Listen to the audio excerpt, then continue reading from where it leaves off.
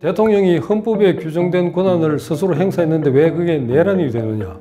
무단 횡단을 했다고 칩시다. 그게 헌법 질서 위반, 헌법 위반도 되느냐? 쉽게 그렇게 헌법도 고치도록 하는 것이 바람직하냐? 아니면 헌법은 한번 만들면 함부로 못 고치게 하는 것이 옳으냐?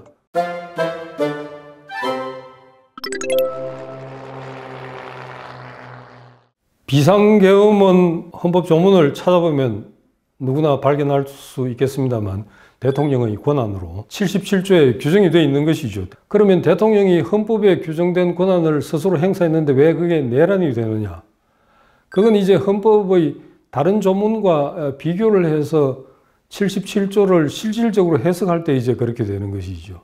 뭐냐면 대통령의 권한이긴 하지만 비상계엄은 통치기구가 정상적인 상태가 아닐 경우에 할 수 있는 것입니다. 전쟁 상태라든지 사변, 거기에 거의 준하는 그런 비상사태 경우를 말하는 것인데 그 경우의 대표적인 경우가 의회나 사법기관이 제 기능을 할 수 없는 상태에 빠진 것을 말합니다. 그건 뭘 의미하느냐 하면 국회와 협력할 수 없는 상태에 도달했을 때 대통령이 나서서 비상계엄을 선포할 수 있다는 것입니다. 그런데 이번 사태는 정상적으로 가동되고 있는 국회를 사실상 정치적인 의도에 의해서 마비시킬 의도로 비상계엄을 선포했기 때문에 그 자체가 바로 헌법 위반이 되는 것이죠. 비상계엄 앞쪽에 있는 76조는 이제 국가긴급권에 관한 규정인데 그 규정도 마찬가지입니다. 바로 국회의 승인을 얻어야 효력을 또 발생할 수 있거든요. 비상계엄 같은 경우에는 사전 승인은 필요 없더라도 발동하고 난 뒤에 바로 즉시 국회에 통보를 해야 되고, 그럼 국회는 제적 과반수가 해제 요구를 하면 즉시 해제를 해야 할 헌법상의 의무가 있는 것이죠. 그건 당연히 국회 다수당과 협력을 전제로 해서 발동할 수 있는 권한으로 헌법상 규정이 되어 있는데 그걸 아마 착각했거나 무지로 몰랐거나 한 결과가 지금의 사태라고 할 수 있겠습니다. 전에 그런 질문을 한 번씩 해본 적이 있습니다. 시간이 바빠서 그냥 무단 횡단을 했다고 칩시다. 그건 이제 도로교통법 위반에는 해당하는데 그게 헌법 질서 위반, 헌법 위반도 되느냐? 헌법이란 것은 일반 사람들이 지키도록 하기 위해서 만든 법률이 아닙니다. 국가 권력 기구의 조직과 그 행사 방법에 관한 규율이 기본이기 때문에 무단 횡단은 도로교통법 위반은 되지만 헌법 위반은 아닌 것입니다. 이제 다시 돌아가서 말씀드리면 대통령의 잘못된 비상계엄권 행사는 헌법 위반이라고 할 수 있고 그게 헌법 위반이라면 어떤 의미냐? 헌법은 국가 통치기구, 권력기구의 조직과 그 행사 방법에 관한 규범이고 그 수범자는 국가 권력자들이거든요. 국민에 의해서 권력을 한시적으로 부여받은 사람들인데 그런 사람들이 헌법을 위반한다는 것은 국가 권력기구로서 통치자로서의 자격이 없다는 것을 바로 증명하는 것이라고 할 수 있겠습니다. 대통령 사유는 헌법에는 아주 간단하게 규정되어 있습니다. 헌법과 법률에 위반한 행위가 있을 때입니다.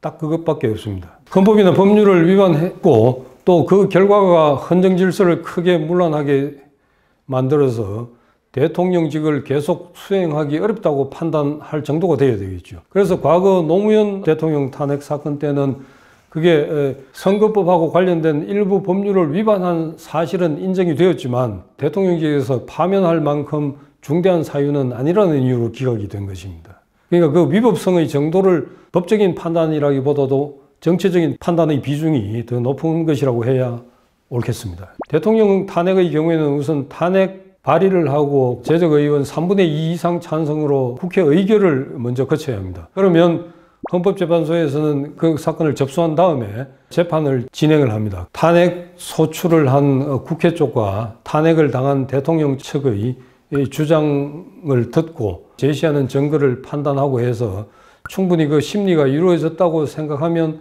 나중에 재판을 이제 종결하게 됩니다. 그 다음에 그 결정문을 완성하기 위한 시간을 예상해서 선고 기일을 결정하게 됩니다. 그 기간 안에 이제 헌법재판소에서는 내부적으로 재판관들끼리 논의를 통해서 결론에 이제 도달하게 되는 것이죠. 결정문 작성은 보통의 경우에는 이제 주심 재판관이 하게 되겠습니다만 소수 의견이 있으면 소수 의견은 따로 제시를 하면 그것도 이제 결정문에 포함하게 되고 그렇게 해서 완성이 되면 예정된 날에 결정을 하게 됩니다.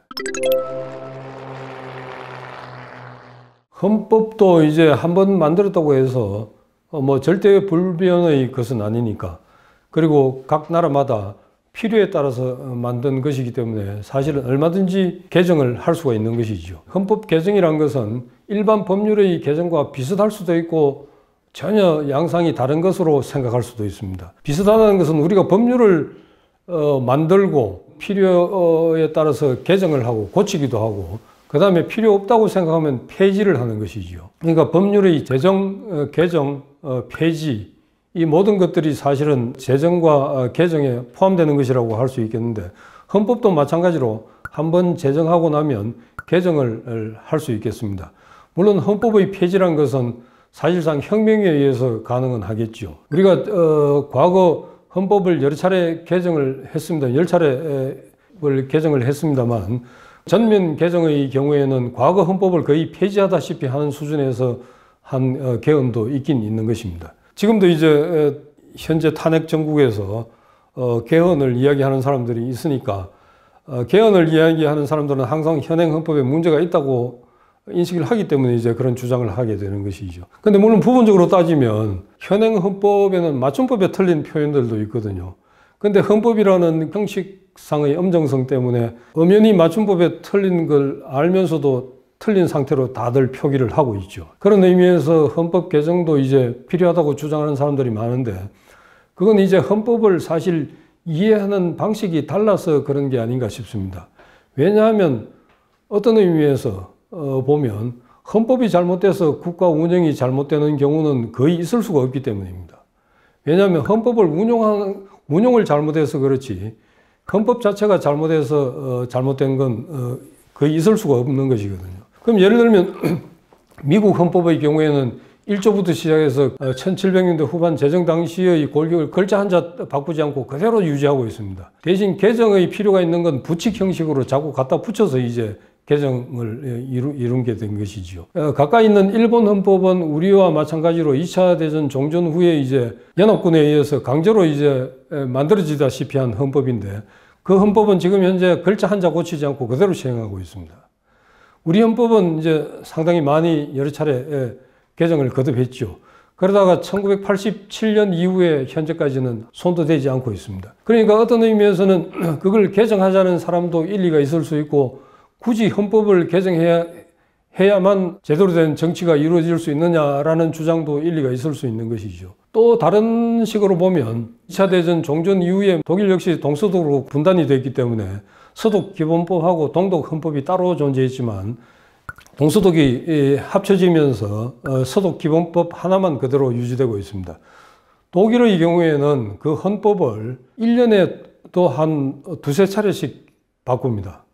1948년 이후에 현재까지 독일 헌법 개정은 아마 수백 회에 이를 것입니다. 그러니까 헌법을 바라보는 기준도 이제 그런 것입니다.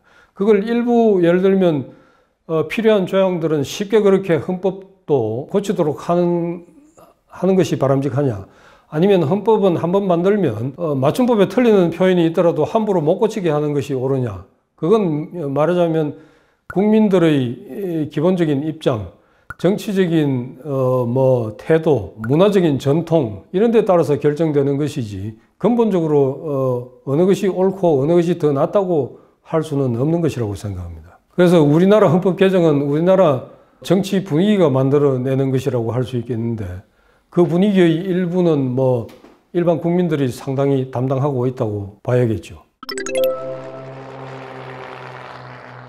우리나라 과거의 헌법 개정은 집권 여당의 필요에 따라서 개정이 된 것이고, 그 대부분의 집권자의 필요라는 것은 집권을 연장하기 위한 필요성이 대부분이었습니다. 가장 대표적인 게 이승만 정권 때였는데 1954년 두 번째 개헌이었던가요? 그때는 유명한 4.4.5.2 개헌이라는 별칭이 부를 정도이죠. 이승만이 이미 재선됐음에도 불구하고 나중에 이제 계속해서 집권하도록 하기 위해서 초대 대통령에 한해서만 중임 제한을 폐지하자라는 게 개정안의 골자였거든요.